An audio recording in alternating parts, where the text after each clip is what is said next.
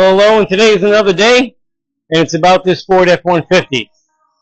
I've worked on this client's car before.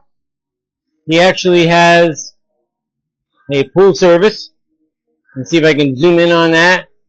Zoom in on the phone number. Yeah, there you go.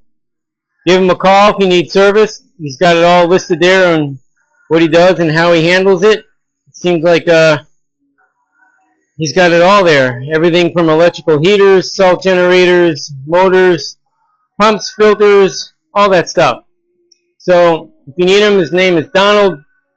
Give him a holler. But anyway, what we need to do to this truck today is the water pump. Yeah, came in with a coolant leak. Somebody at Advance told him that maybe there was a line going over the transmission, and that's what's leaking because that's where they thought it was coming from. Yeah, I don't think I trust much of anything at any of those non-parts guys over there at Advance, but hey, well, at least you try to give them some insight. But nevertheless, after further investigations, I traced the drip and the leak and wherever it was coming from all the way up to the water pump. So I already loosened the hose in the bottom of the radiator. I've got a pan underneath there to collect it. I'm going to start removing everything that's in the way up here. So that's what I'm going to get started on, and hopefully I can give you some good advice on how to get it done and get it done carefully and make it successful. So I'm going to put you on the stand and hopefully zoom in and show you what's happening. I like doing the repair videos because I noticed that I'm able to help people. I get quite a lot of views. I think I'm up to over 1,800 views just on one video that has to do with a BMW. Yeah, what the heck are those things? The Mini Coopers, but it was the Countryman. And then I noticed that the next runner-up was the Chrysler 300 with something that had to be fixed on that. So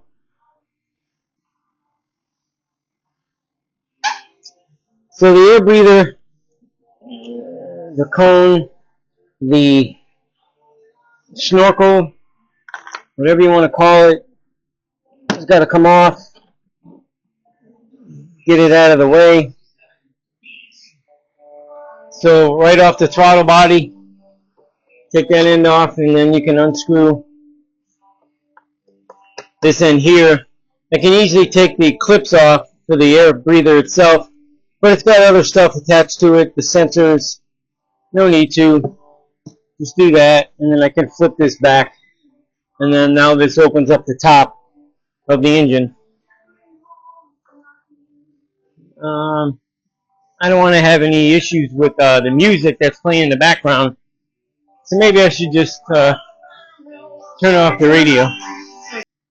Alrighty then, there's the hose that I loosened up already, and it's going to make a mess. I know it is. It's meant to make a mess because the hose got to come off now so I can drain it.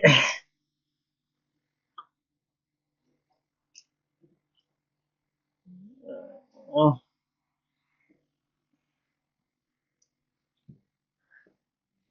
They actually do make a tool.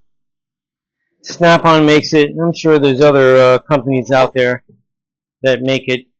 It's actually to loosen up the perimeter of a hose. Yeah, this is the tool. It's made by Snap-on. It hooks like a hook. And you just slip it between the housing and the hose, and that loosens up the hose around it so that you can get it to slide off.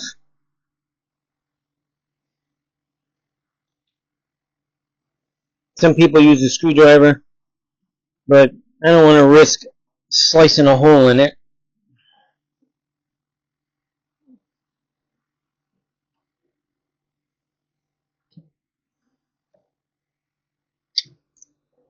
Alright. That baby's on there. I did loosen it though. Yep.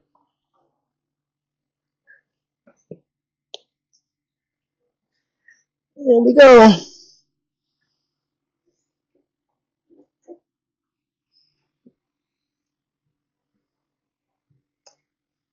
Alrighty, then we have the upper radiator hose that I get to remove. So what I'm going to do is, because I know you really can't see it, I'm going to put you on standby, and I'm going to get the hose out of the way, and then once I get to the more technical stuff, I could zoom in and show you what to do and how to do it. So stand by.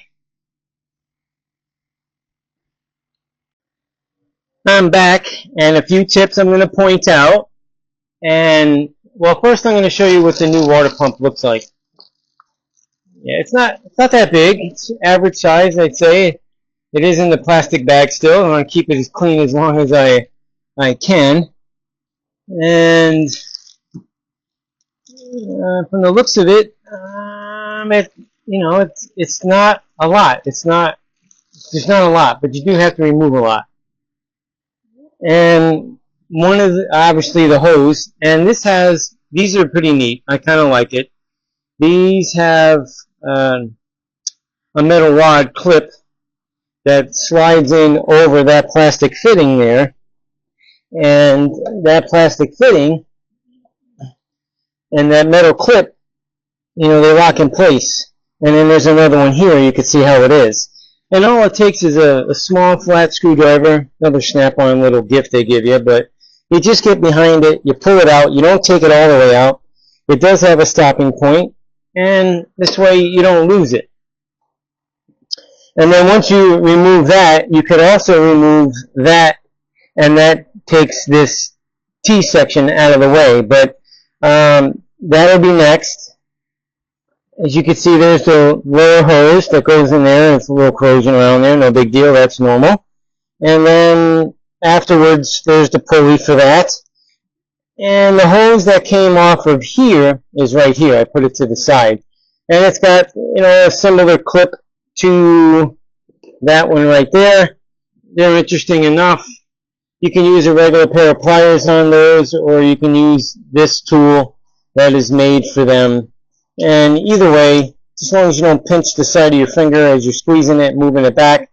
And this one here actually has a lock that we're locking there. I don't bother with that. It's too far to try to squeeze it together, and I want the clamp to stay on the hose out of the way so I can get it on and off, and I don't want to lose it. And the same with this method right here. It's got the same thing. Little clip there to lock it. I don't bother with that. I just squeeze it together, move it back so I can pull the hose off, and the clamp will stay in place so it doesn't get lost. So I'm going to remove some more of this stuff, and I'll chime back in, but I figured I'd give you that clip. I'm trying to keep the video short, as I've said in the past, and I feel as though giving you the sufficient things. And oh, by the way, those bolts are 10 millimeters, so they're pretty easy enough. So hang tight, and we'll be back. Okay, I'm back, and the water pump is finally out. It took a moment to get it out, and well, first of all, there's the hole, the weep hole, where it was leaking from. You could see the trail going right down to the base of it. Whoever put this in there before, this obviously was replaced one other time.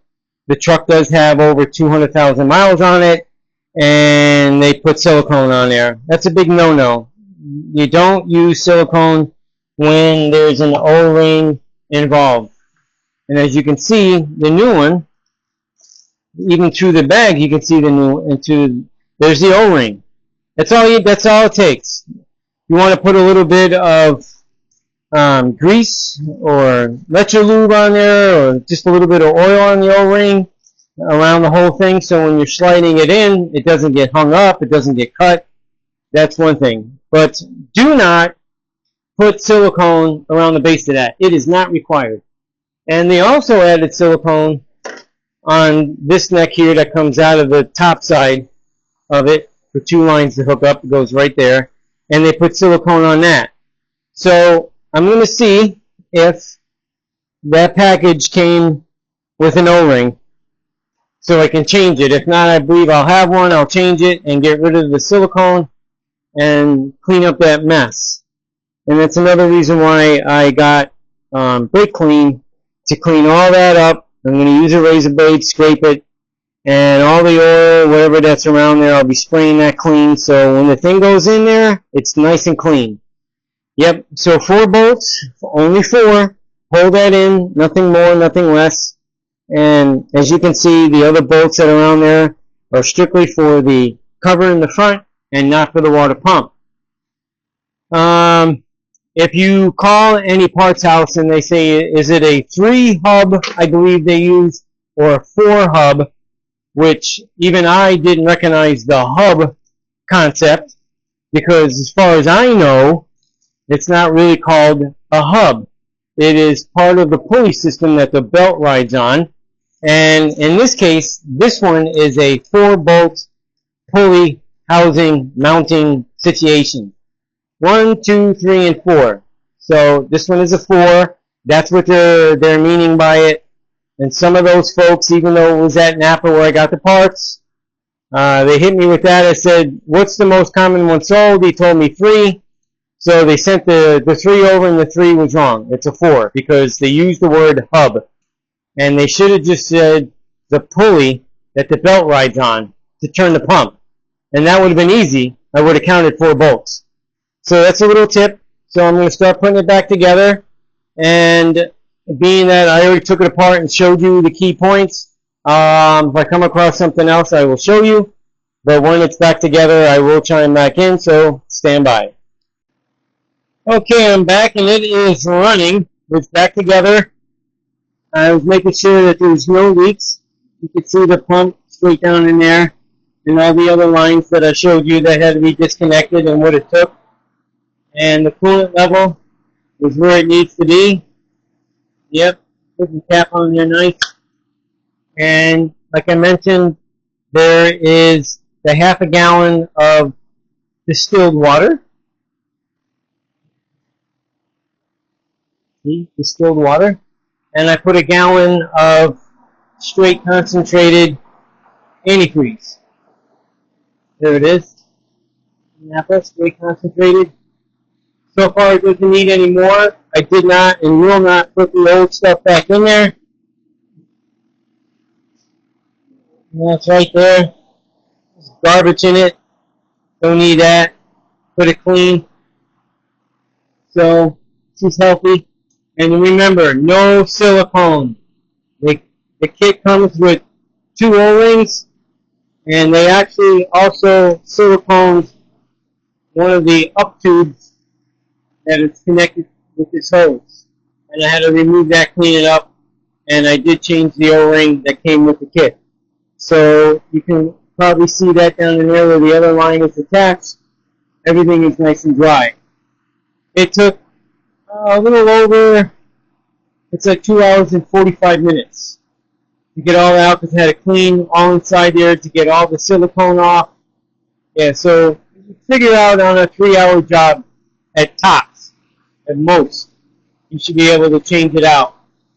Just there's 4 bolts, there's a bunch of hoses, the intake plastic housing with the, and then right now the air conditioning is kicking in, which is nice, but she's golden, she's good. And that's going to end this video on the repair on a 2012, yes, 2012 Ford F-150 with the 5.0, I guess, 5.L, it's a 5-liter engine. And if they ask you about a hub, how many bolts, they don't even ask how many bolts.